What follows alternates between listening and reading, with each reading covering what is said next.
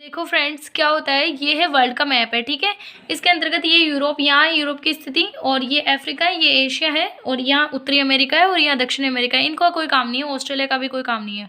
यहाँ हम चर्चा करेंगे सिर्फ यूरोप की और एशिया की। ठीक है, तो यूरोप के अंतर्गत क्या होता है, मैंने आपको हमारी जो ऑप्शनल हिस्ट्री की क्लासेस चल रही है वर्ल्ड हिस्ट्री की, तो उसमें मैंने बताया कि राष्ट्रवाद का प्रसार हो रहा है। ठीक है, जैसे फ्रांसीसी क्रांति हुई, उसके बाद में जैसे जर्मनी इटली के अंतर्गत जब एकीकरण होगा, तो जैसे राष्ट्रवाद का प्रसार जो यूरोप के अंतर्गत हो रहा है। ठीक है, अब जब राष्ट्रवाद का प्रसार यूरोप में हो रहा है, तो यहाँ जो पूरे यूरोप में, संपूर्ण यूरोप में जो यहूदी जो संप्रदाय के लोग रहते हैं वो बिखरे हुए रहते हैं। ठीक है, अब उनके अंतर्गत भी राष्ट्र के प्रति जो है देशभक्ति की भावना जागृत होगी, तो वो लोग क्या करेंगे, वो लोग पलायन करके जो है आना चाहेंगे अपने देश फिलिस्तीन। ठीक है, अभी तो कोई नामो निशान है नहीं फिलिस्तीन का, बट वो फिलिस्तीन के उस वक्त की बात है जब वो फिलिस्तीन में पलायन करके आना चाहेंगे। तो मैं आपको इसमें एशिया के मैप पे बताती हूँ। ठीक है, तो यहाँ ये रहा, हम मान सकते हैं ये वाला पार्ट हम फिलिस्तीन का मान सकते हैं। इजराइल मत समझिए इसको, अभी फिलिस्तीन समझिए। ठीक है, तो ये क्या करते हैं, यूरोप से पलायन करके आते हैं।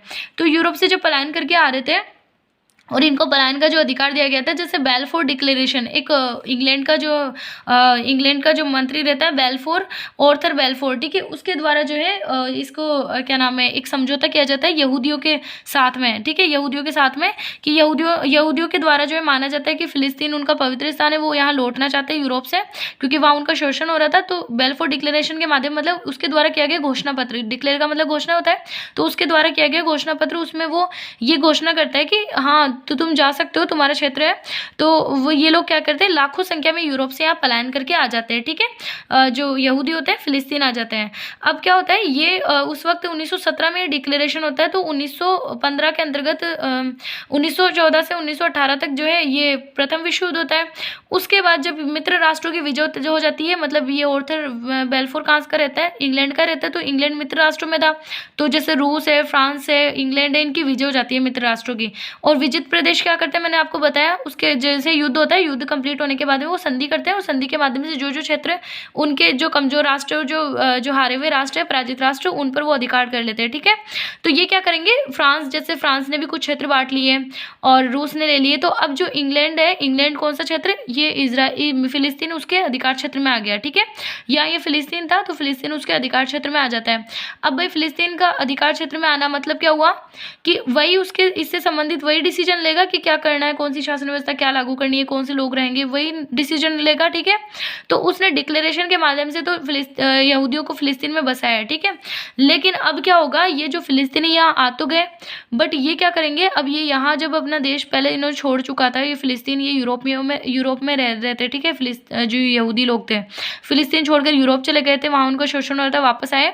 तो यहाँ पर क्या हुआ, जब तक ये लोग नहीं थे या कम मात्रा में थे, तब तक जो ये अरब कंट्रीज जैसे सऊदी अरब, यमन, ओमान, कतर, बहरीन, ये वाले देश है, कुवैत वगैरह, तो अरब लोग हैं यहाँ पर, ये बस चुके थे। ठीक है, अब यहाँ पर ये बस चुके हैं, लेकिन अब जब यहूदी लोग वापस आ चुके हैं, तो वो लोग इनको बर्दाश्त नहीं करेंगे, वो लोग चाहेंगे। अब उन्होंने क्या किया, यहाँ आकर जो है बहुत सारी मात्रा में भूमि खरीदी, भाई रहने के लिए जगह तो चाहिए, तो प्लॉट खरीदे, घर बनाने के लिए जो ज़मीनें खरीदी, विस्तार किया अपना। ठीक है, एरिया इनका विस्तार हुआ, इनका वाइज होने से क्या हुआ कि यहाँ पे जो ये अरब जो देश है, अरब जो लोग हैं, इनको ये लोग खदेड़ने लगे, वापस अपने देश, इस देश में खदेड़ने लगे और इनसे लड़ाइयाँ करने लगे। अब इनसे लड़ाइयाँ हो ही रही थी, तो अब इससे संबंधित निर्णय कौन लेगा, इंग्लैंड लेगा।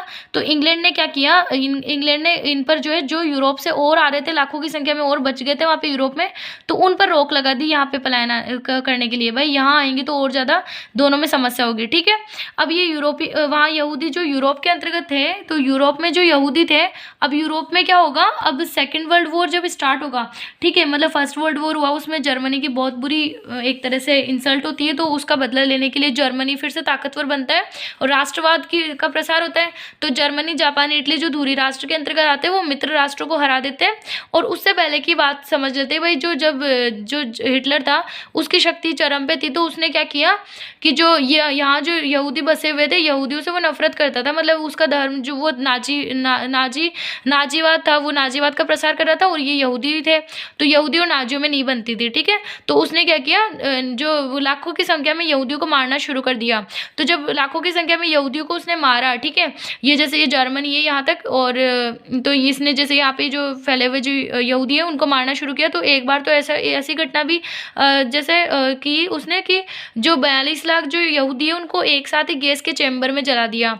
तो अब क्या हुआ, यहाँ पे जो कुछ एक मात्रा में बचे कुछ जो यहूदी थे वो लोग क्या करते हैं, फिर से वो लोग सोच लेते हैं भाई वहाँ हम सुरक्षित तो नहीं है बिल्कुल भी, हमारे देश में जितना सुरक्षित होंगे हम उतना कहीं नहीं है, ठीक है। तो ये क्या करते हैं, फिर से स्वदेश लौटने के लिए जो भी बचे कुछ यहूदी थे वो फिर से फिलिस्तीन लौटने का प्रयास करते हैं। लेकिन अब क्या होता है, जब सेकेंड वर्ल्ड वॉर खत्म होता है 1945 में, तो एक संगठन जो है अस्तित्व में आता था कि ऐसे युद्ध की स्थिति से बचा जा सके। जैसे फर्स्ट वर्ल्ड हो रहा है, सेकेंड वर्ल्ड वॉर हो रहा है, तो इससे क्या होता है, देशों का नुकसान हो रहा है। राष्ट्र की प्रगति होने के बजाय जो महाशक्तियां हैं वो बस इसके अंतर्गत जो विकासशील राष्ट्र है बेचारे उनका नुकसान हो रहा है, उपनिवेशों का नुकसान हो रहा है। तो ये क्या करता है, ये जो अब नई जो एक संगठन है वो अस्तित्व में आता है, यूएनओ, ठीक है। अंतर्राष्ट्रीय जो मतलब ये अंतर्राष्ट्रीय संगठन आता है, एक संयुक्त राष्ट्र संघ अस्तित्व में आता है जिसका मुख्यालय यहाँ न्यूयॉर्क में बनाया जाता है। न्यूयॉर्क कहाँ गया, इधर उत्तरी अमेरिका के अंतर्गत बनाया जाता है, ठीक है। न्यूयॉर्क में बनाया जाता है इसका मुख्यालय। तो ये क्या करता है कि मतलब अब जो निर्णय है अब कौन लेगा, अब से इन सारे देशों के ऊपर संस्था बन चुकी है संयुक्त राष्ट्र संघ यूएनओ, वो निर्णय लेगी।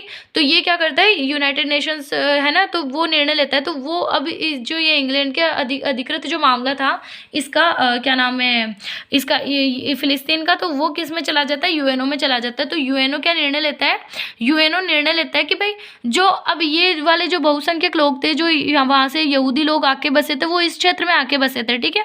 सर्वाधिक जो है इस क्षेत्र में आके बसे थे, यहाँ से ऐसे बताती हूँ, यहाँ इस क्षेत्र में आके बसे थे। और इधर जो बसे जो रह रहे थे पहले से लोग वो थे अरब के लोग थे। तो इन अरब के लोगों को तो दे दिया ये वो क्या नाम है फिलिस्तीन, ये फिलिस्तीन वाला क्षेत्र नाम दे दिया, ठीक है। फिलिस्तीन दे दिया किसको, अरब जो कंट्रीज थे ऐसे लोग थे वो अरबों को, ठीक है। और जो ये क्या नाम है यहूदी लोग जो यूरोप से आकर वापस आकर बसे थे उनको इजराइल क्षेत्र दे दिया, ठीक है। अब ये इजराइल है ना धीरे धीरे बहुत ज़्यादा पावरफुल हो जाएगा। तो इजराइल में क्या हुआ, ये इजराइल पावरफुल हो गया। तो थोड़े टाइम बाद में जैसे 1948 से 49 के अंतर्गत एक युद्ध होता है जिसमें ये इजिप्ट है, इधर पास में मिस्र है, अफ्रीका का देश है, ये हमला करता है। और साथ ही इधर ये सीरिया का देश है, सीरिया हमला करता है। तो सीरिया इजिप्ट, सीरिया और जॉर्डन पास में, ये तीनों ओर से इस पे हमला करते हैं इजराइल पे, ठीक है। तो इजराइल पे जैसे अटैक करते हैं बट इजराइल जो है पावरफुल रहता है, इनको जवाब दे देता है, हरा देता है। हराने के बाद में क्या होता है ये, लेकिन इजिप्ट यहाँ तक आगे बढ़ जाता है गाजा पट्टी तक, तो इस पे अधिकार इजिप्ट का हो जाता है, ठीक है। अब जब इजिप्ट का इस पे अधिकार हो गया और इधर जॉर्डन यहाँ तक आगे बढ़ जाता है, तो ये जो वेस्ट बैंक ऑफ फिलिस्तीन है इस पे जॉर्डन का अधिकार हो जाता है, ठीक है। तो यहाँ पे क्या होता है कि ये जो अब क्या होता है जो फिलिस्तीन है यहाँ ये कमजोर पड़ जाता है, ठीक है। और जो फिलिस्तीन का 50% एरिया कौन ले लेता है, इजराइल ले लेगा, ठीक है। तो जैसे 50% जो है, अब जैसे ये फिलिस्तीन का 50% एरिया है वो ले लेगा, इजराइल के अधिकृत आ गया, ठीक है। और इजराइल के अंतर्गत यहूदियों का राष्ट्र था, इतना ही बचा फिलिस्तीन। अब फिलिस्तीन में क्या होता है, जैसे ये स्वतंत्रता के लिए बेचारे आंदोलन करते हैं, तो ये क्या करते हैं कि जैसे लिबरेशन जो है ऑर्गेनाइजेशन, मतलब फिलिस्तीन का मतलब एक लिबरेशन पार्टी बनाते हैं, ठीक है। ये उदारवादी तरीके से आंदोलन करती है, लेकिन उदारवादी भाई लातों की भूत बातों से नहीं मानते। तो ये क्या करता है, एक संगठन एक और यहाँ से बन जाता है, ठीक है। यहीं पे निर्माण हो जाता है इस फिलिस्तीन में, तो वो उसका नाम रहता है हमास। तो वो क्या करता है, हमास क्या है, अब ये जो गाजा पट्टी वाला एरिया था ना इधर वाला, ये सॉरी आपको दिख नहीं रहा, ये वाला एरिया था ना गाजा पट्टी वाला एरिया, तो इस पे क्या करता है, इस गाजा पट्टी वाले एरिया पे ये मिस्र का अधिकार था, लेकिन मिस्र से अब कौन छीन लेता है, हमास जो संगठन है, जो फिलिस्तीन का संगठन है वो छीन लेता है, ठीक है। तो यही गाजा पट्टी से ये क्या करते हैं, मिस्र के रास्ते आ जाते हैं यहाँ फिलिस्तीन से, इधर से है ना, और गाजा पट्टी से ही लोग इजराइल पे हमला करते रहते हैं और करेंगे ही, क्योंकि इनका एरिया इसने इजराइल ने हड़पा है, यहूदियों ने हड़पा है, तो ये हमला तो करेंगे, ठीक है। आधा आधा बांट लेते, खुश रहते, क्या दिक्कत थी, बट ये इन्होंने हड़पा है तो ये इसका इसलिए हमला करते हैं। लेकिन ये जो तरीका अपनाते हैं वो गलत है, क्योंकि देखो अभी की जो न्यूज़ हमने कवर करी है कि इटली से और ब्रिटेन से जो टूरिस्ट आए थे उनको क्यों नुकसान पहुंचा है, ठीक है, कि आराम से संधियाँ करें या यूएनओ में जाए मामला लेकर, यूएनओ से सोल्व करवाने की कोशिश करें। बट क्या करते हैं अभी जैसे ये इजराइल है, इन पर ये हमास पे जैसे मिस्र पे भी इल्ज़ाम लगाते हैं कि ईरान से इनको हथियार प्राप्त होते हैं और ये मिस्र के रास्ते इधर गाजा पट्टी से आकर इस पे हमला करते हैं, ठीक है। तो इस प्रकार की ये मतलब इनमें लड़ाइयाँ चलती रहती है। और एक जो ये एक चीज़ मैंने नहीं बताई, ये जेरूशलम का जो प्रश्न था, जेरूशलम पे क्या हुआ कि जेरूशलम पे इब्राहिम से जो इनका यहूदियों का जो मतलब इब्राहिम इन यहूदियों से संबंधित धार्मिक स्थल है, इब्राहिम का मतलब इब्राहिम से संबंधित है, इनके एक धार्मिक जो है वो इनके भगवान रहे होंगे तो इब्राहिम, ठीक है।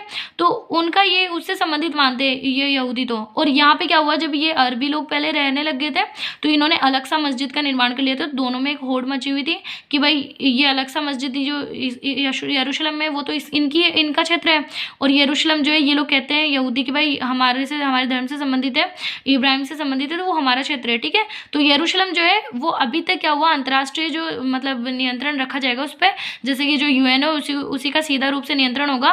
बट क्या हुआ कि अभी जो 1950 में इसने क्या किया है, इजराइल ने क्या किया, इजराइल ने 1950 में, जैसे आप देख सकते हैं, तो इजराइल ने जो है 1950 में इस पर जो यरूशलेम है इस पर जो है नियंत्रण कर लिया, ठीक है, खुद की राजधानी इसको डिक्लेयर कर दिया।